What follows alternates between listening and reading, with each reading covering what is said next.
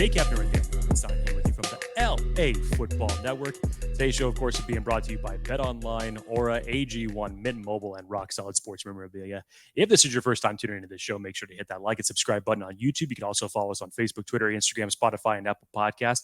Dan Wolkenstein, I hope that you enjoyed my somewhat optimistic introduction there, because that is the last that you will hear the optimism from me on this show today. The Chargers, fresh off of a bye week, getting players back healthy, come out for Monday Night Football, and it's the same horror movie that we have all seen so many times before. Chargers fall 20-17 to the Dallas Cowboys. Many questions as they now have a short week with the Kansas City Chiefs right on the cusp. And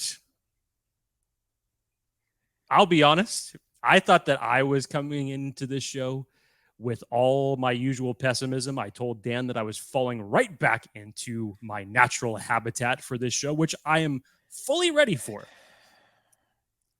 I don't know if I have ever seen Dan Wolkenstein as upset and depressed as he looks and feels right now. Before we jumped on here, it even surprised me. Dan, I don't even have to ask the question, Dan, but you're here, so you might as well just let it out. You got to show up. At least the two of us did today. I legitimately don't know where to even start on this episode. And I'm struggling to keep my composure. And I think for folks who have watched or listened to this podcast for a bit, you and I both, I think we strive to bring rationale and perspective and analysis that isn't just stat reading, front running. And generally, I bring optimism to balance your pessimism, but while there are some things to be optimistic about from that game, the number of ways that team disappointed themselves, Chargers fans, folks in the stadium, that was one of the worst losses that I can recall. Given what was at stake, given all of the narratives, given the time they had off, given how they lost, given who played terribly, given the mistakes that were made, given who we thought we could trust on this team, given who they're playing next, given who they were playing, given who they weren't playing. That was just a shitty game from the 12-minute mark in the first quarter until the clock hit zero. That team, especially on offense, I don't know what the hell they were thinking. Honestly. And I'm still processing this game. And so I apologize if I become a little irate at times on this show. I know this is a bit of an intro here, but in short, in closing, that sucked. That was a failure. It wasn't good enough. And the opportunity that this team had to flip a narrative, to silence some critics, to gain ground, and to get this season on track, all thrown out the window. And they are now having to fight an uphill battle again. And it's just exhausting. And I can imagine it's exhausting for them. I get it. They're humans too. But that was a bad look on prime time. It was a prime time failure and a prime time letdown.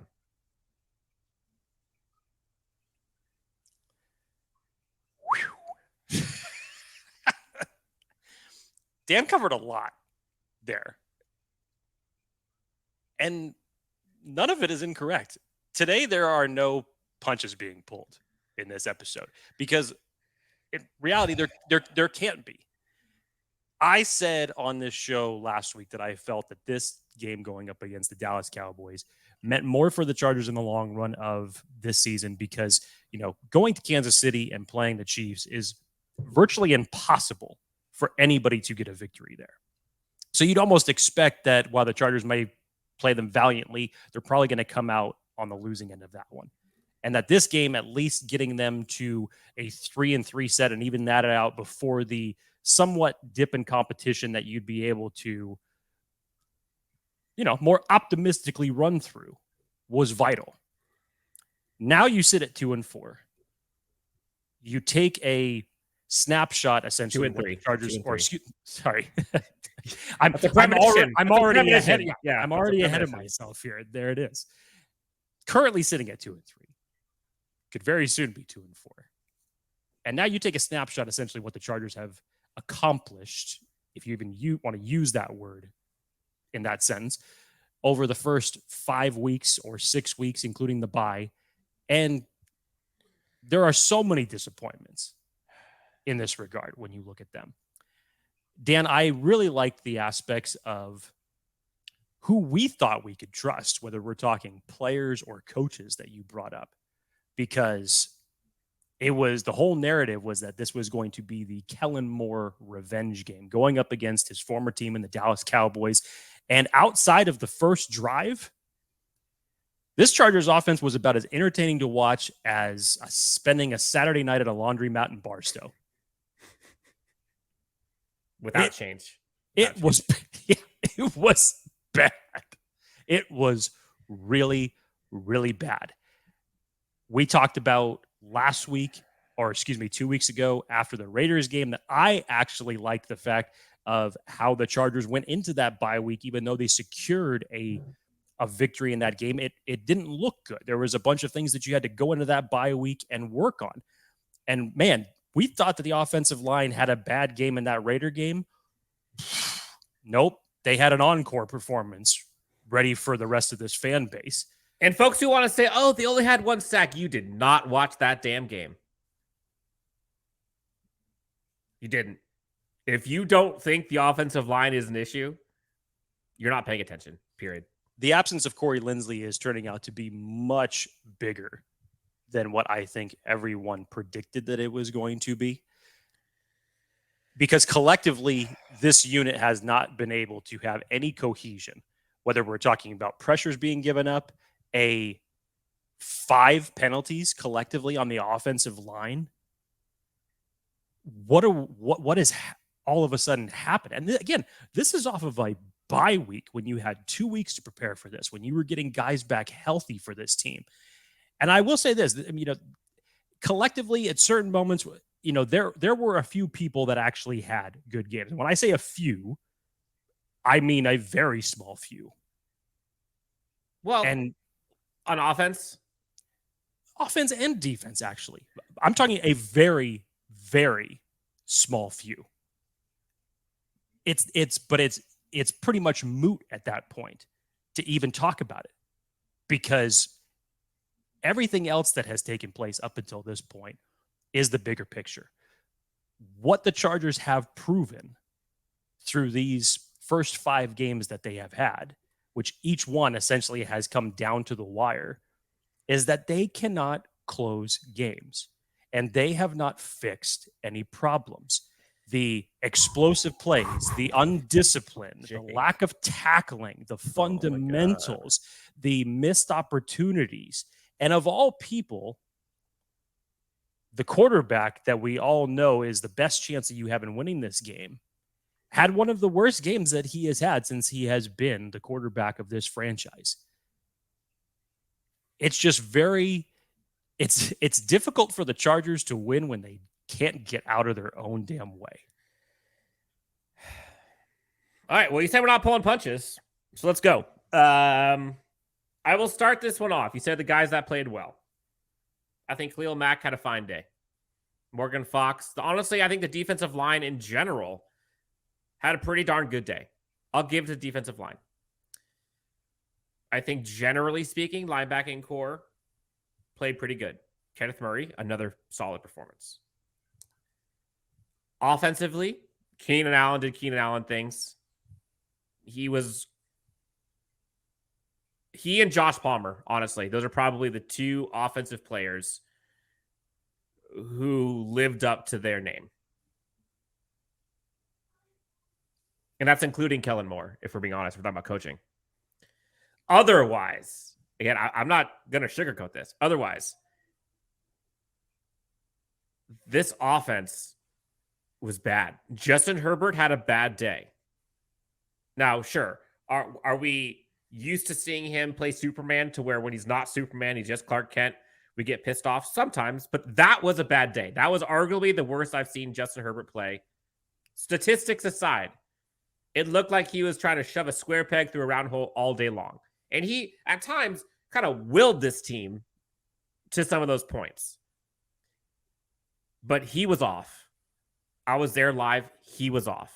He missed many throws. And even the plays that he did do well still came up short. Like, even some of the scrambles he had came up a yard short. Like, he just, not a good day in the office for Justin Herbert. The running game, terrible. Absolutely atrocious. Austin Eckler, again, aside from the one play in the first half, in the first series, I don't know what he brought, or the other running backs for that matter. Quentin Johnson, 2 targets, got bullied into an interception at the end of the game, which we're going to get into all that stuff. You mentioned the penalties. I don't know. I genuinely don't know what the hell this offensive staff is doing with Quentin Johnson and Darius Davis. I don't understand it. We see it is glaring what this team needs and what Quentin Johnson and Darius Davis are good at, and they just refuse to do it. I don't like the 4th and 1 call. You mean absolutely the first one? The one that they missed, or that they did not get. They could have gotten 3 points, didn't get it. Now, did it matter in the end run? Not really, because the defense stopped them. They ended up getting a field goal anyways. And then you say, oh, well, they know it was a tie game. It would have been a tie game at the end. No, they threw an interception, and then they would have won at the end. Like, the ramifications of it weren't that big a deal. But in the moment, in a game like that that's tight, you take the 3 points.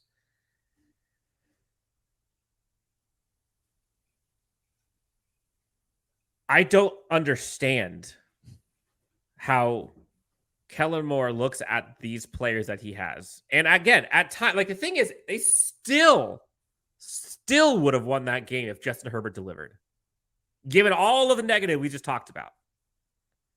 And they didn't. 17 points.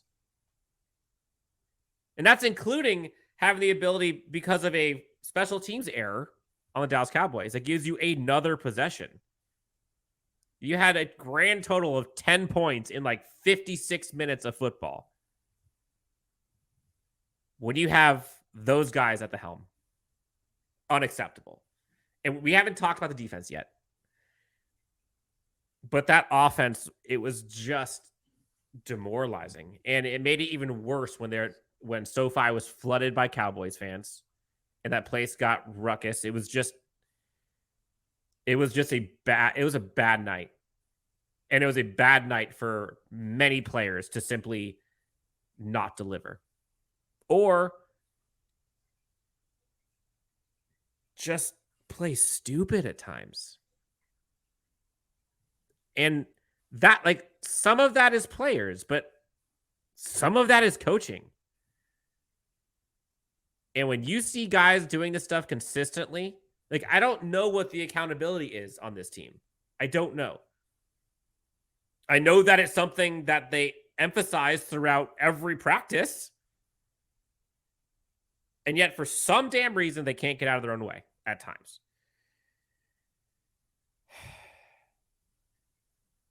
Anything else on offense before we go to the other side?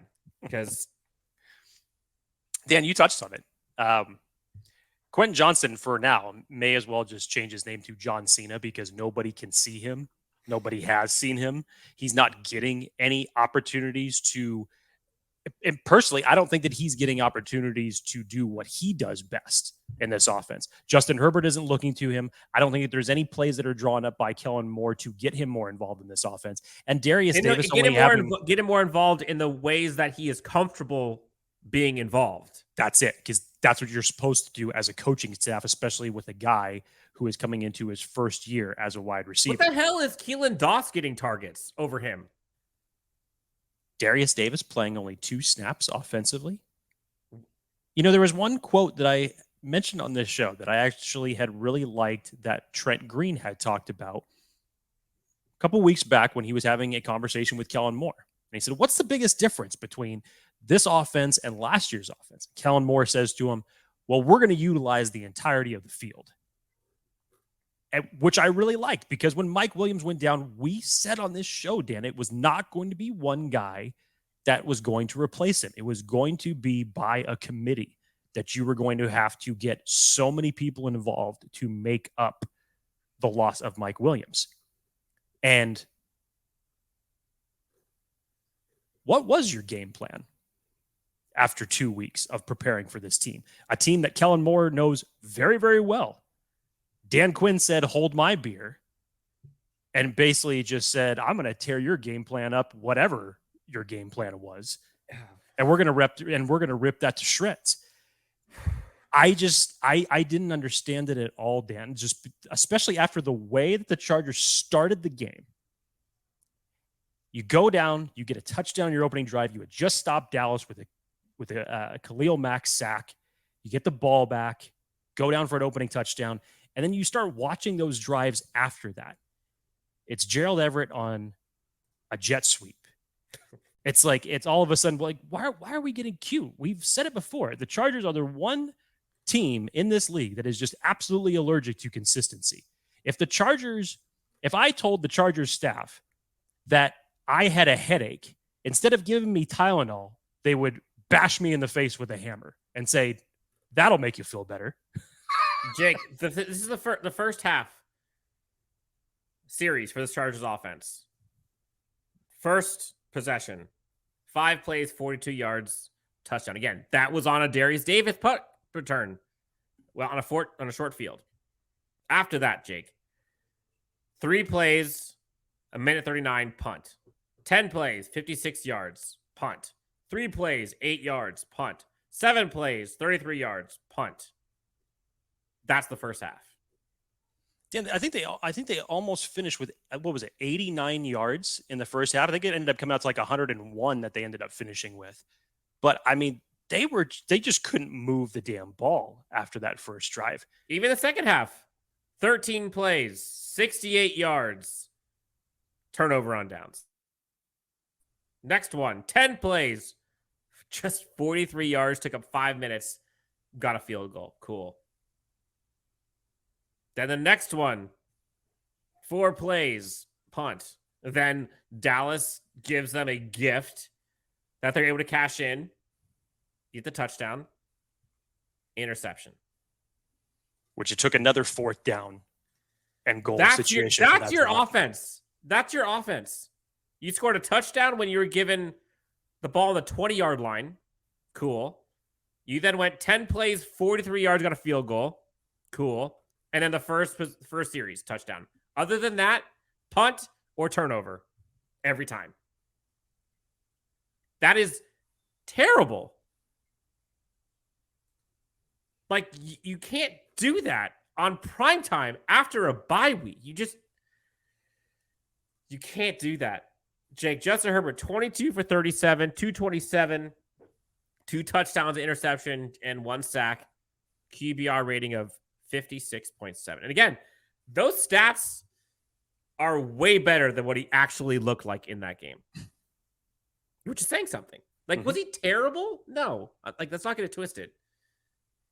But from what we're accustomed to seeing from your $50+ million franchise quarterback, that's not going to cut it.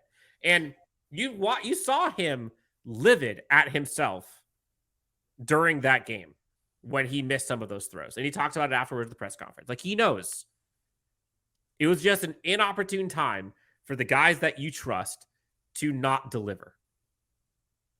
And Kellen Moore is included on that list. Like, when you're seeing your quarterback struggle like that, like, maybe you should adjust. I don't know. When you're seeing your run game struggle like that, I don't know. Stop freaking running the ball. Like, I don't understand. Jake, running game.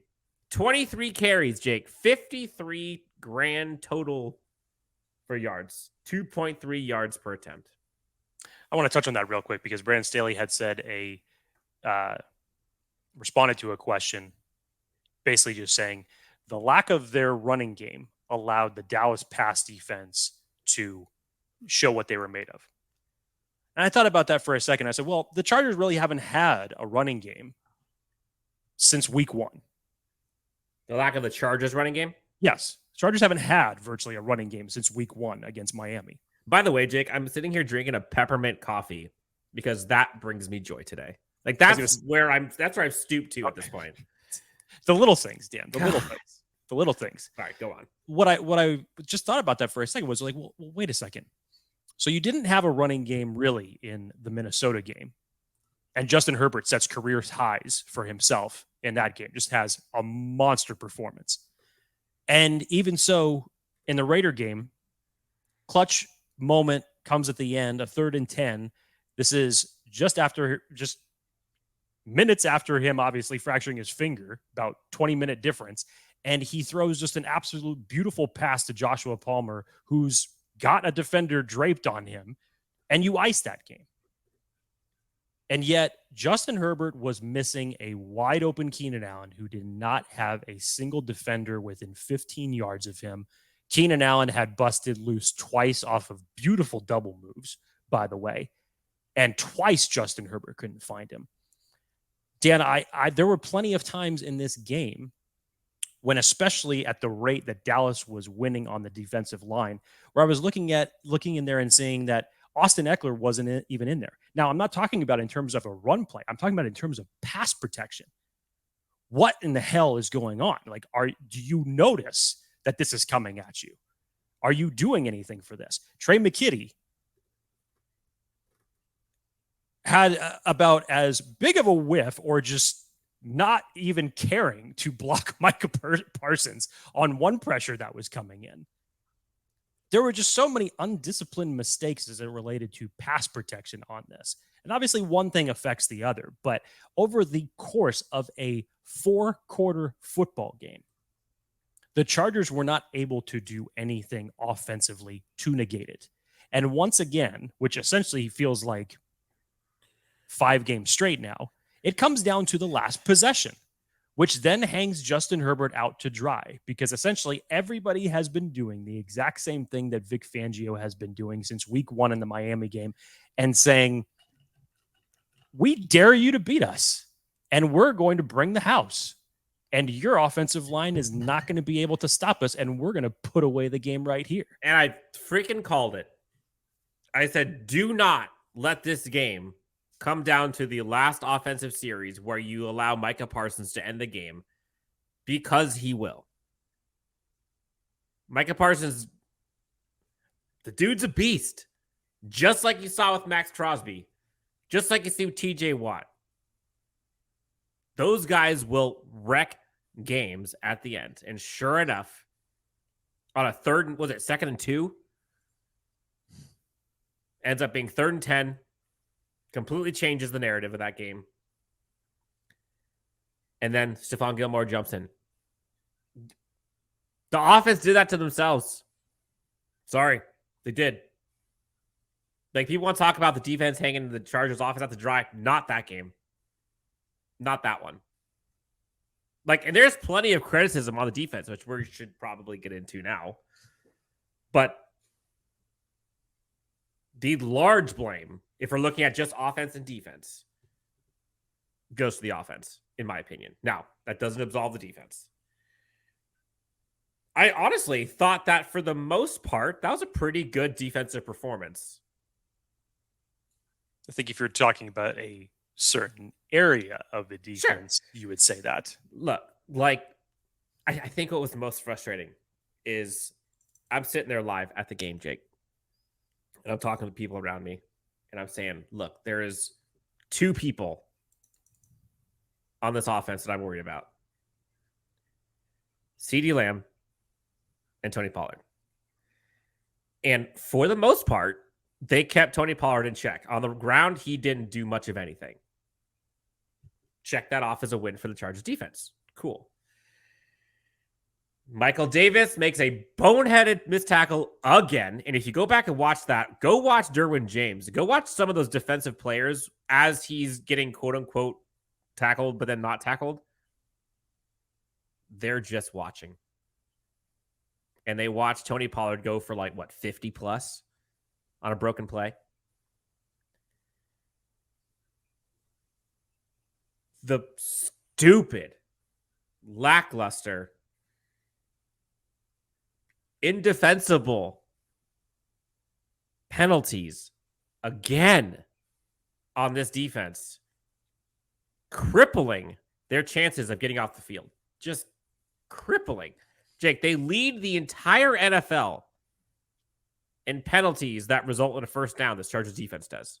And it's not even close. They clear the next worst by 27%. And they have the second most penalties per game in the entire NFL is this Chargers defense. Chargers offense, honestly, is not much worse, not much better. I think it's 26th. Terrible. The penalties are killing them. And Jake, you and I talked about the third down conversion percentage. They're doing good. I think they're currently 5th, I want to say, in the NFL, which is great. That doesn't take into account the penalties. And that doesn't take into account fourth down conversions, which this defense, Jake, ready for this? 30th. I think that's 70% clip that they're at right now. And what do you know? Dak Prescott fools the entire effing stadium on 4th and 1, goes for 6. And go watch that one. What is Asante Samuel Jr. doing? And watch Derwin James. Speaking of Derwin James, what are we doing? At this point, he has been more harm than good to this defense this season. Tell me otherwise. Show me otherwise. He cost the defense, 30 yards last game? That's not including the times he didn't chase people down, didn't gang tackle. Why are we giving 15 yards of cushion on 3rd and 8? The defensive line largely played pretty good, and they had Dak Prescott kind of on the move. Unfortunately, they couldn't finish. And even if they had 5 sacks, they could have probably had 3 or 4 more.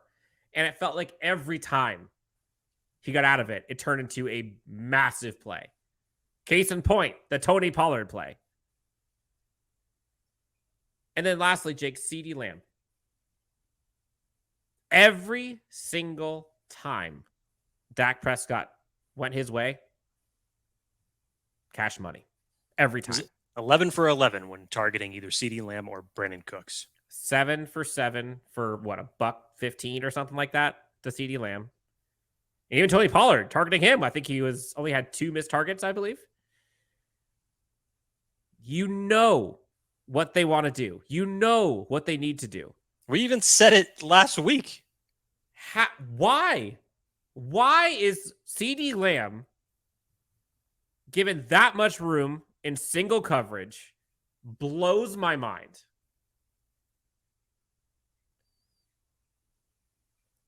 And I don't know what to do with this, because it seems like they are constantly finding a way to get in their own way. And then you got to watch this Bush League shit from ESPN putting out these stupid memes of the Chargers, players crying and all that kind of but unfortunately the Chargers did it to himself on a national stage.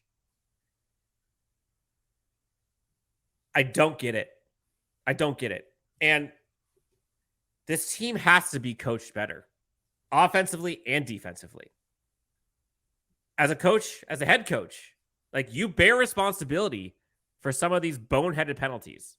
And while you might be practicing stuff and, during the week, and you might be praising things and looking at film, all kind of stuff, like if it doesn't change, what are we doing? And so far, through 5 games, they are the most penalized defense. Second most penalized defense per game, and gave up the most penalties that result in first downs in the entire NFL by a large margin. Like I can grasp like the passing yards per game being last. I understand that. Like otherwise, like some of their statistics aren't bad. They have the most sacks in the NFL per game. 14th in rushing allowed. Pretty good. 14th in red zone. 5th and third down conversion. Points per game, like 23rd, not great, but it's not back with 32nd like they were earlier in the season. So like things are trending in the right direction, going towards the average that everyone is just hoping to get.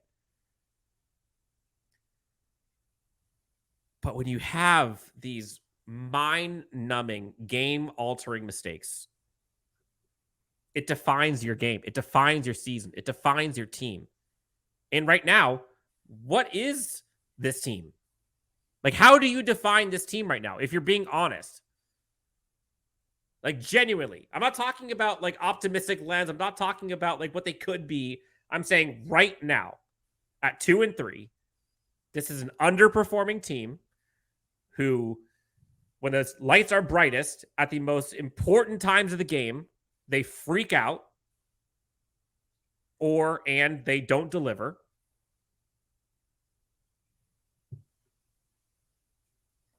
That's this team. That's their identity. Like their offense, sure, that's good. Like they're a lot of times top 10 in most categories. But they are not good rushing. They are not good third down conversion. And they have like the 26th most penalties in the NFL. Recipe for disaster. Sure, they're aggressive. Sure, they can put up yards. Sure, they can score. But when they need to the most on offense, they don't. And on defense, when they need to stop them at the most, they don't. Either fourth down or penalties. That's the identity. Sure, things are trending the right direction in some cases, but it's not there. It's not. And now they got to go up against a Kansas City team. What are the odds that they're going to go 3-3 now? We always said we need to go 3-3. They got to split one of these 2 games. Cowboys was probably the easiest of the 2.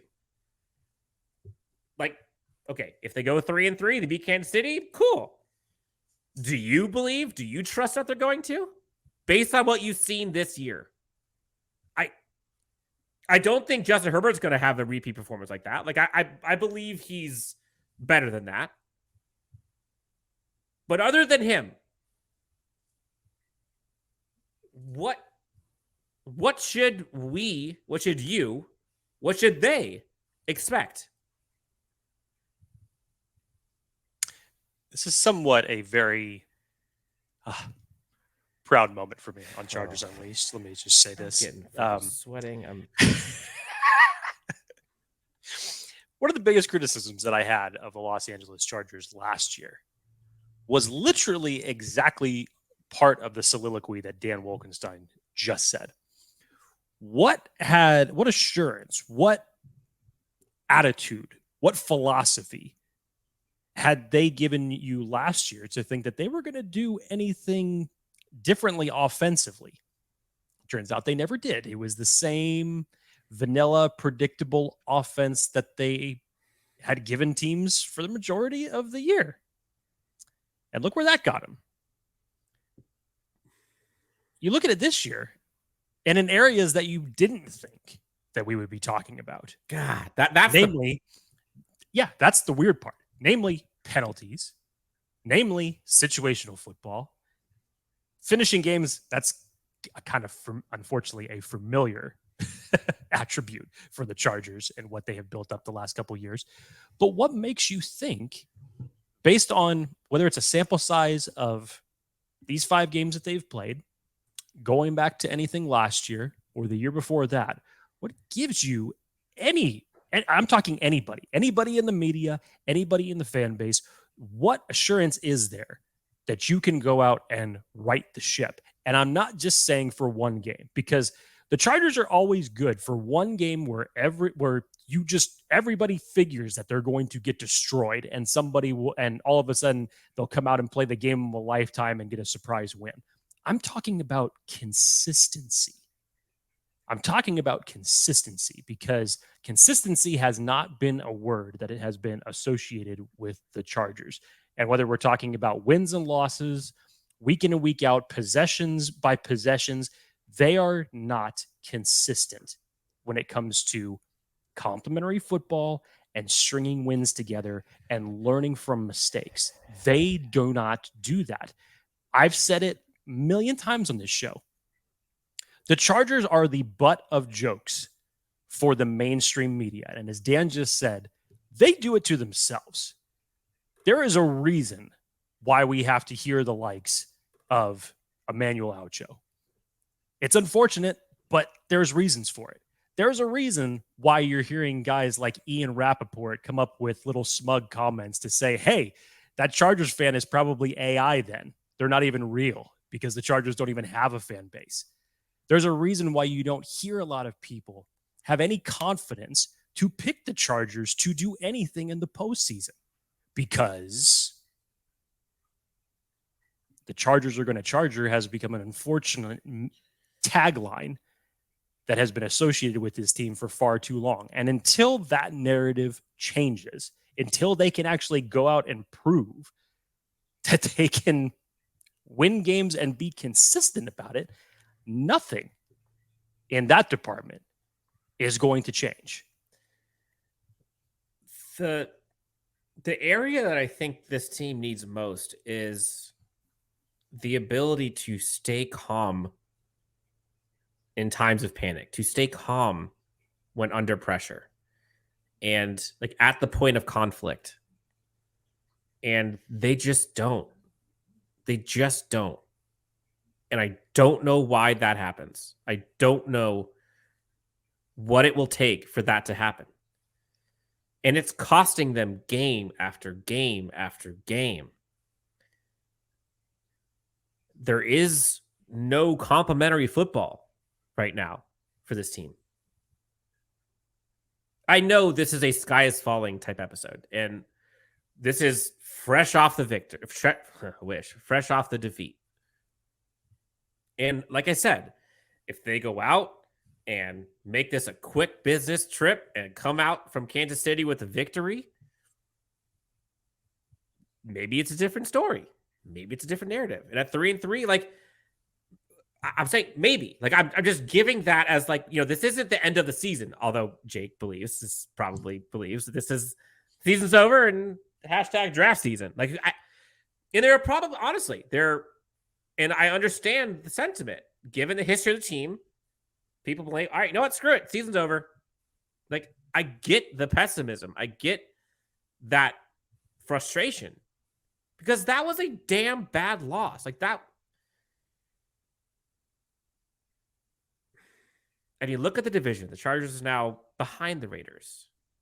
All of the AFC teams won, it felt like. Every AFC versus NFC matchup this week, the AFC won except for Monday night, where the NFC won. The Chargers are now in a top 10 draft pick moment. I know, it's early. There's a lot of football ahead of them, but they got to write this and they got to figure this out quick. There are a lot of winnable games ahead of them, sure. And was this game kind of an abnormality for some of it? Sure. But some of it was not. Some of it was par for the course. There's a lot of come to Jesus moments happening, I hope, in that locker room. And I can't imagine what that team is having to go through mentally, physically, emotionally after a loss like that, and also having to kind of compartmentalize it, to flush it, to move on. We're on to Kansas City, knowing what's at stake. Like, talk about, like, the pressure is on. Like, this team, everybody is going to be tested. And if they go out and lose again, it's going to get even worse. Does that mean the season's over? No. Like, could they go on a run afterwards? The schedule looks like they could. But what have they shown that leads you to think that they're going to? Other than the trust in the talent that they have, the potential that they have, which we have talked about for so long. There is no real silver lining from that loss. And I think that's what Chargers fans, and a lot of, even myself at times, I'm like, how can I'm trying to process this and I just can't. Because the way they lost is so demoralizing. But there are still 11 games left. They're 2-3. Jake, where do you think they go from here? It's the adventures of being a Chargers fan, Dan. You know, even if you had the option to pick your own adventure, like the old school books used to have, it's like every page you turn, any adventure that you turn, just basically is going to be like a door slammed in your face. It just seems like it's like, yeah, you might get an unexpected win here, and then you go up against a 1-5 team, and all of a sudden you're going to drop that one. So any way that you plan this out, Dan, like you said, like I've said, there's nothing that gives me confidence right now. Now, obviously, could that change? Sure. But so many times have Dan and I said it during this offseason, given what the Chargers are facing next year with their cap situation, given what they were coming off of from the debacle in the Jacksonville game. We had Chris Harry on this show, Dan, even say it himself. There's all this bit talk about this team. It's been talk for too long. They need to go out and prove it. This was it. And so far, through 5 games, it has come down to the very last possession, whether it's offense or defense. And the Chargers have proven that they can beat a mediocre team at best. If you want anything to say what they have actually proven, they have proven that they could beat the Minnesota Vikings, and they've proven that they could beat the Las Vegas Raiders off of defense, believe it or not, which is really bizarre to say that. Yeah, you brought up all like the cap situation and stuff. Like, we haven't even gotten to this, and this is a different conversation for a different day, but there are some real conversations to be had about this cap situation and some of the guys making brink trucks of money. It's not good. And that, coupled with their performance or lack thereof so far this season, is going to make some of those uncomfortable decisions a bit easier if it continues. I'm just being frank. They got to right the ship. Like you and I have talked about, like, what's at stake here. Like, I'm talking marquee players. I'm talking coaches, general managers. All of these guys are at stake, and they know it. We'll see how they respond. And I feel like we've been saying that for 3 years now. We'll see how they respond. You know, they're going to be tested. There's no moral victories in this one, Dan. There's no silver lining here. This is either the Chargers have to make the biggest 180 that they have ever made, and to start it off against the reigning Super Bowl champions, the That'd be a hell of a start. That'd be a hell of a start. The odds of that happening are pretty damn close to 0. And so where do you go from there? You don't know. And I'll save all my reservations because obviously I've been thinking about it. I will save all of that until after the result of Kansas City to voice my personal opinion about that. But I think you can kind of understand where I'm going to go from there. But I've got layers with it. Dan, this has just been the bigger picture here is that the Chargers came off of a bye, 2 weeks to prepare. You were getting a number of guys back healthy for this game. And to have your offense come out and perform like that and keep making the same mistakes, lame decisions over and over and over and over again, when you've essentially had 4 games up until last night to build off of it, to learn from those mistakes. And what you have proven that so far, either nobody's listening or you're just not willing to fix those mistakes. One of the two is happening. And it is, in Dan's words, crippling this football team in the win and loss column. And the Chargers are this close to, I know not mathematically, but pretty much being eliminated from even having any semblance of hope for the playoffs. If they beat Kansas City, they're 2-0 in the division. There it is. Dan Wolkenstein with the one positive line 47 minutes into this just negative hammering of a pod after a Monday Night Football loss. There's Dan Wolkenstein's one speck of hope. One shining moment. Yes. One shining moment.